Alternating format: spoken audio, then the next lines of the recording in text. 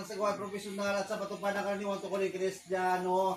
Ipagalos na rin sa Panginoon sa aking buhay kami sa lahat ng kaluluwa ng buong galak at yapiakan upang sa lupa. Ilawan ko na liwanag ng balata at bulateo si Maria at sa panalangin ipagkaloob mo sa akin ang biyayang hiniling ko. Diyos nga Amay, Anak Espiritu Santo sa oras nila ang panimalay. Ipata sa panimalay sa pamilya Colina, sa panimalay sa pamilya Loken. Nga ko sa ringin na obra ko sila sa una, sa pasakaon palitong, na lakip na dala patalason, ang patalason kadalaawag para sa kanilungan sa Espiritu sa kalangan at taliwan. O Diyos nga Amay, Anak Espiritu Santo.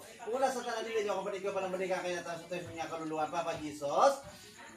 Mama Miri San Vicente Perez sa tunyo ni Padua San Jose Escobar sa tunyo ni San Lourdes. Sa tanan niyo mga santos, i-bless mo ang pamilya Colina sa paniman sa pamilya Loken niya. Kaya kung sa diin nagapangabuhi sila sing mataway, nagapangabuhi sila. Tanan nga ipayuway sila tanan sa kasalkaran sila kalawasan, nagapangabuhi sila. Nga ipayuway sila tanan sa mga masakit kang balatian. Ngani ako nag-abi-abi. Ay ginadumdum gid nila ilang matang taliwan ang pamilya na taliwan sa kalangan dai Elpidio Colina Senior.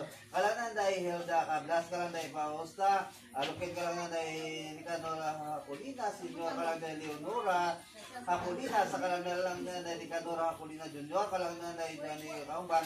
Inspiration ka Loken ka kalangan dai Didin Loken nga Colina kung sino man ang espiritu sa mga kalang nga way masabi tungaran gani ginaabi-abi ka mo sa oras kini kaya ang panimalay sa pamilya Colina sa panimalay sa pamilya Loken nagadumdum gid sila nga kung sa di ginapoobran sila sa nga pasakaon kag patalason dalakip na ako nagaabi-abi pasakaon baliton dala patalason agon nga mangi matalunsay mangi mataway kag malinong ang espiritu sa mga kalangan at taliwan ang espiritu sa mga kalangan at taliwan niya ako dinabi-abi inyo nga pag-aubayan dito yan subaybayan na to yan ang pagpakabuhi sa inyo imatay